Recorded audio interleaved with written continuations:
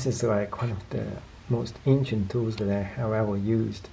And the question is, of course, for you, is this the Leatherman that you've been waiting for, the Leatherman Bond? Should you buy it? Should you get it for yourself or as a gift? Let's go ahead, review this and find out. My name is Bond, James Bond. This would probably be the tool James Bond would probably be using. Why is that? Just because they named it Bond. There was no other reason for it. Here is the unboxing of it. Instructions, how to use it, and how not to use it as well, pretty much. I like how simplistic and easy the Leatherman tools actually are. Inside the box, this actually can double as a gift as well. It comes with the following. One, you get this, a pouch, which is kind of cool. Two, you get the Bond window. The pouch is just simple. It's plain, it's easy to use. There was nothing really cool about the pouch. Just a pouch. But my favorite thing about the pouches is that they're awesome. This one is a little bit slightly tight forward. And now we have the actual tool. The tool itself,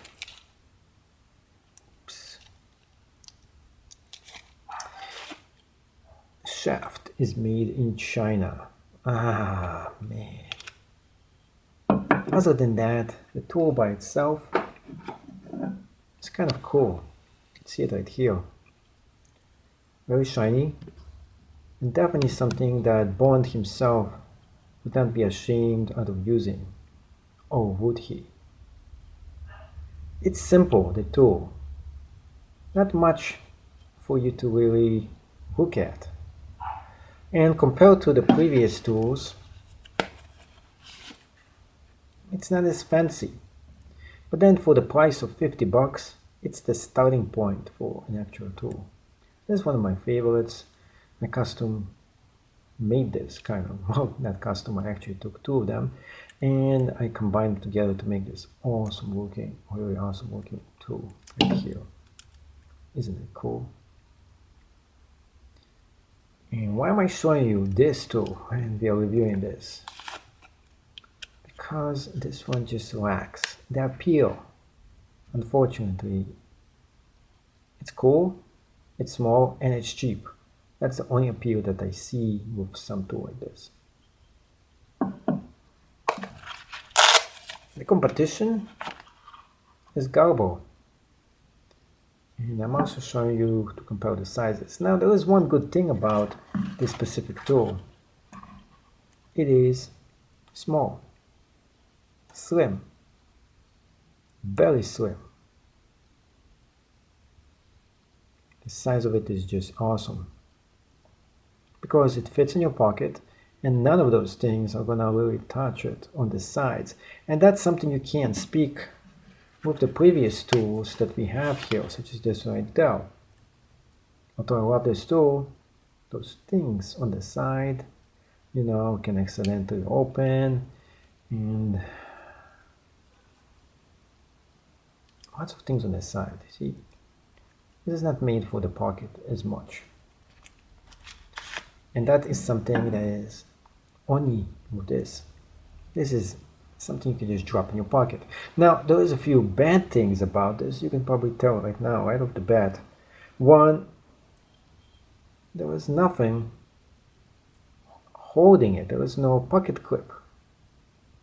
And that's a big mistake. This is a big thing that this tool is missing. Two, got all the tools.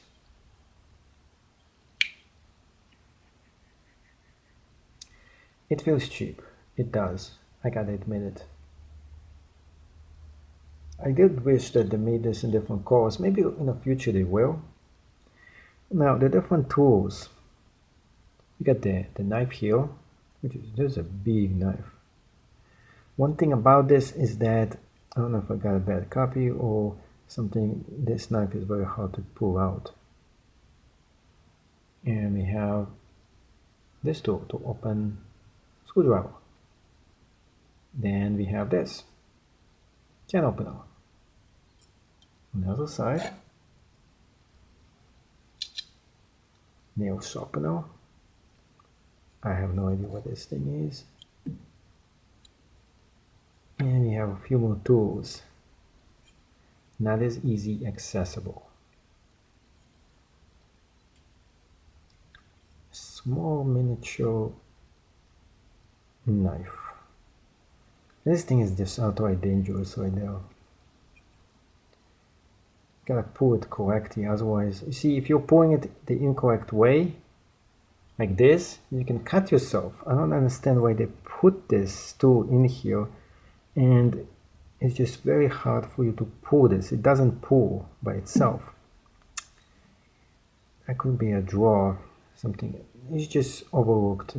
I just think this thing has been done in a little bit of a haste. You know, when they make something and they're like, let's go ahead, finish this up really quick. We have another screwdriver.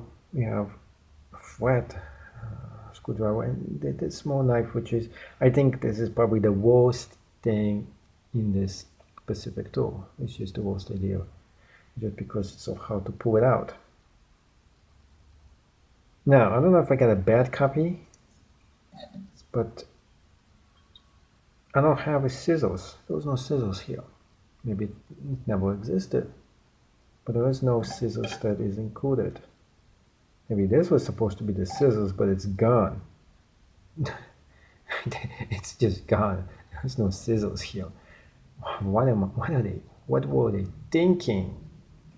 Now, all the tools are cool, but people have been saying things about this tool that they don't like it. They don't like one big thing about it. And what they're saying is that as you close it up, if you don't put the tools back exactly how they're supposed to be, or a little bit sticking out, and you try to close it, and this is another one, this thing is really hard to close. It is hard. I'm like having trouble closing it. And let me close this part first. I have to close the other part. And this is the second problem. So as you close it, you accidentally can get one of those tools get stuck inside the hole, especially if you didn't put, and this is a classic mistake some people actually make. So one thing you're not supposed to be doing is pull all those tools out and then try to close it up. You have to be careful not to get scratched by this thing. Open this up. If you're gonna go ahead and try to close it, no, I'm not gonna actually try to do it. You see, this thing is cutting it right in here.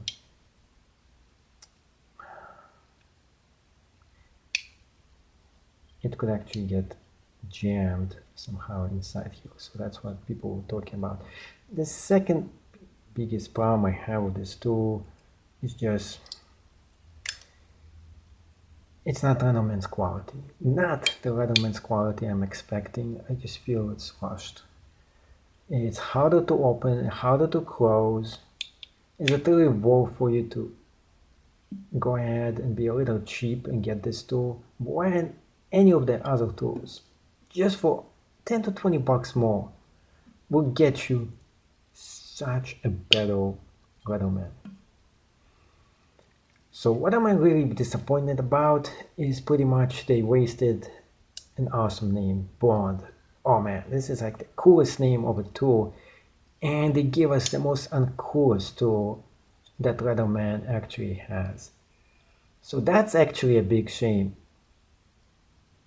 You got most of the features you want in a Multitool, which is good. It's extremely, I'm not expecting this quality. I'm not expecting it's so hard for me to open and close this. And the knife is like so hard to get out. yes, after a while, it will all go good again. And here's what could have happened right now. It could get jammed in here. But let's say that you want to just use the knife. Let's check out the measurement on that one.